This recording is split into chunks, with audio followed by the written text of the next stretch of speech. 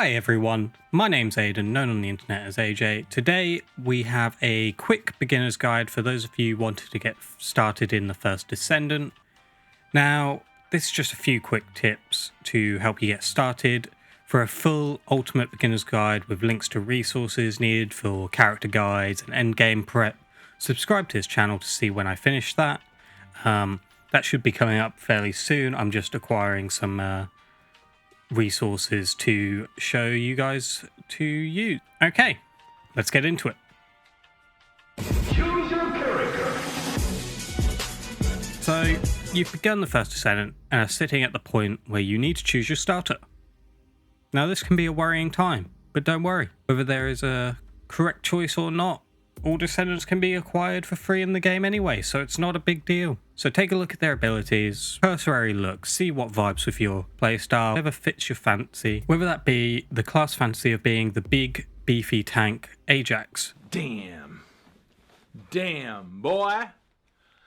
Damn, boy, he's thick. Boy, that's a thick ass With a ball. shield wall, a long distance jump that creates a shockwave, damaging enemies around you where you land, a shout that expels nearby enemies, which can, be changed later on to give allies buffs like a war cry shout. And finally, of course, he's a Titan from Destiny basically. He has a big bubble shield that can get obscenely big. I find myself cucking other Ajaxes by showing them how big my bubble is. Stop it. And you will too. Get some Maybe help. you prefer Viessa, the quick and good looking Ice Queen, You gotta give him that hawk too and spit on that thing. You get me? who uses ice shards to deal damage and apply a chill debuff. Viessa can also increase her sprint speed with Frost Road, which creates a trail of ice. If enemies touch this, they will be inflicted with chill, and it will shackle them in place. The third ability is similar to the first. Cold Snap unleashes an arc of cold damaging air and shackles enemies. And then finally, her ultimate, Blizzard, a snowstorm-like ability that explodes over time, inflicting mass damage and shackling onto enemies caught within the blizzard. And lastly, you have Lepic, the Grenadier.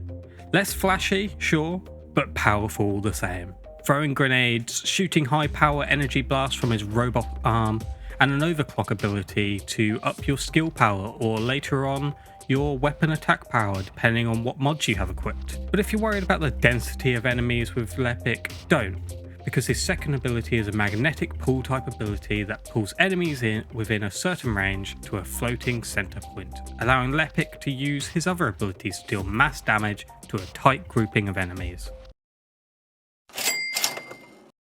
Don't spend money too soon. Now, once you progress through the start, you may want to take a look in the shop, like many of us, with little impulse control and, some money burning a hole in your pocket. You may decide to look in the characters shop. Instead of your starter, maybe a character like Bunny or Glay, maybe Freyna or Kyle, because you drink Monster. Emotional, damn it. But my advice is to wait.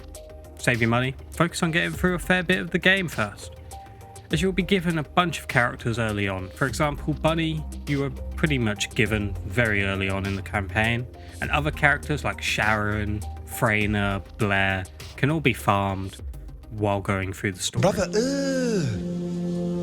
what's that? What's that, brother? Now this leads me into something important. All Descendants can be farmed and crafted in-game for no money, just like Warframe. But if you are someone who seriously can't stand your starter Descendant, or you can't stand being a bunny character, Oh, DD, oh, what it is? Oh, DD, what it is? then who am I to stop you? But I must warn you that even if you don't like a Descendant now, mods, weapons, external components will all likely change the Descendant, making them much more powerful later on, so hold off on grabbing that credit card, okay? Until you are absolutely sure that that character is not for you. Another one. Another one. Another one. My next tip is for those of you who have played for a little bit and unlocked some Descendant modules, and you have a look at your Descendant modules and you feel overwhelmed. You don't know what to pick. You don't know whether what you're picking is hindering if you've picked the right modules. You don't know whether the modules you've picked are hindering you in any way. Maybe you've picked a module that decreases your HP regeneration and you think that maybe that was the worst thing you could have done and your head's basically blowing up about it. My message to you, don't worry. It's that simple. If you're doubting what you need, the game has an Equip Recommended Modules button. Use that for now, and later on, once you're comfortable with your character and want to take the time to optimize your modules and you have the time to Google a build for your chosen character and, you know, you've hit that wall within the campaign where the enemies just seem a bit too hard for your current level and your current setup. However, my one must do when you have enough resources is to upgrade your sub-attack module, aka your melee module. As much as possible, if you are mastery rank 6 or 7, you may only be able to level it up a certain amount. You need to get to mastery rank 10 and then you will get the full benefits of upgrading this module. But why are you upgrading this sub-attack module? I hear you asking that, and let me tell you, my young inquisitive friend, the reason we do this is actually because when you fully upgrade a sub-attack module, that increases your maximum module capacity. And let me tell you something, boy are you gonna need it. And my tip for someone who wants to take that leap into making their own build is you can never go wrong with increasing your HP of your Descendant. You can never go wrong with decreasing skill cooldown or increasing your skill power. All this is dependent on what your character needs, but all three of these are fairly important for getting through the harder content. Also, purple modules don't always mean it's better. I know we're conditioned to mean blue is common, which is worse than purple, which is worse than gold, which is worse than whatever is after gold. But that's not true. Sometimes a nice base of blue modules is better, especially as you upgrade modules and specific areas around your characters need more help and less detriments, as you'll find with purple modules. Now, all these same principles apply to your gun mods. Don't worry at the beginning, just equip the recommended mods as you go, because you will be changing weapons, dismantling, trying on all sorts of guns while leveling. And around that, don't worry about dismantling a gun that you put modules on. You don't lose the modules, you'll get a better version of the gun later on, and the game will remember what modules you had on that gun, so you won't have to go in and click recommended modules again. However, as you gain better and better modules through your time, you might want to click that button again just to see if anything changes on the recommended modules tab. Oh shit, here we go again. Now, we've all been there, where you set yourself a task in a game and you just tunnel straight to whatever the endpoint is of the game, or whatever endpoint you've set yourself. This, I found in the First Descendant, is probably one of the worst things you can do. It is much easier to farm things once you reach the end of the campaign. Sure, yeah, it is.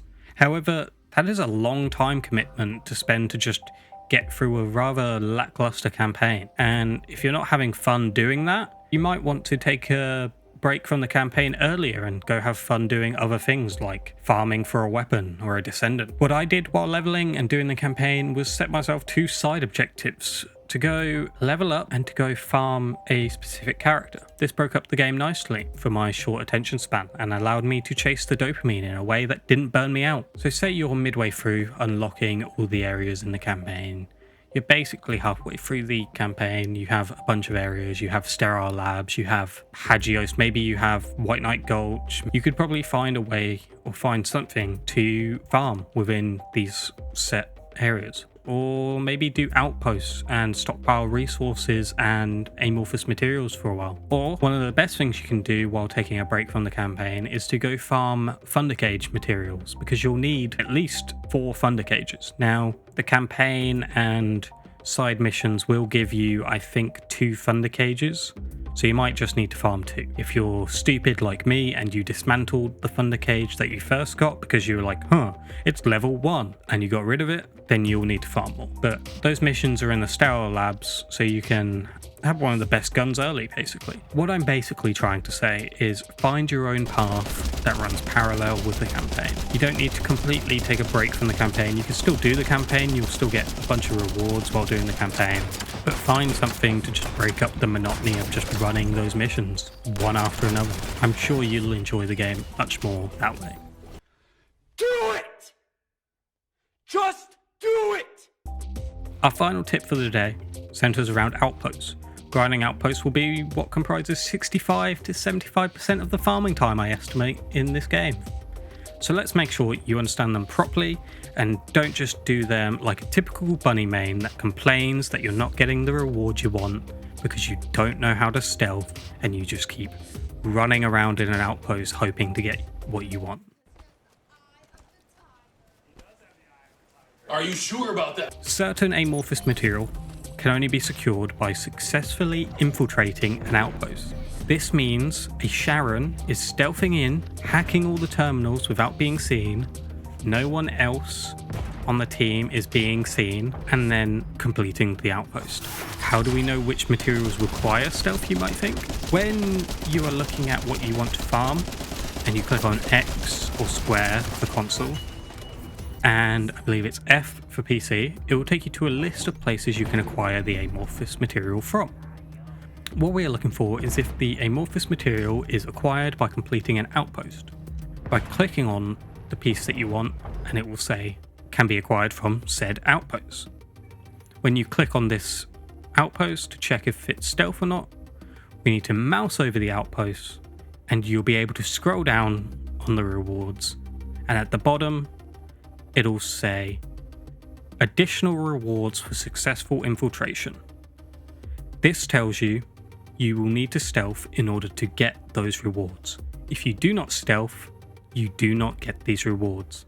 Now, how do you stealth, you might ask? Well, unless you are playing Sharon, you can't.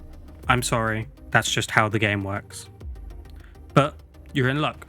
She is super easy to get early. She will make your life so much easier if you get her yourself rather than relying on strangers on the internet, because despite what Omegle told us back in the day, talking to strangers on the internet is bad. Ooh, that's kind of small. Yikes. Now that you have Sharon or are on your way to getting her and you have a friend who already has Sharon, maybe someone in a group you've found has Sharon, not a problem. As long as someone you trust is playing Sharon, that's all that matters. Now, how can you hide best so not to alert enemies and piss off the Sharon for making your farming inefficient, or them having to leave and reset the outpost because someone was seen or something like that? It's very simple. Find a wall around the outside of the outpost that is taller than your character, preferably, with no openings for enemies to wander around the corner and see you nearby. Then what you'll want to do is to press yourself against that wall like a Japanese salaryman on his way to his 9 to 5, stuffed inside that train. Press against that wall, baby. Once there, wait for the Sharon to infiltrate and be prepared to run around the corner once you start hearing shooting. You're waiting for the boss to spawn before joining. Now, let's say you're the Sharon. What can you do to make infiltrating easier?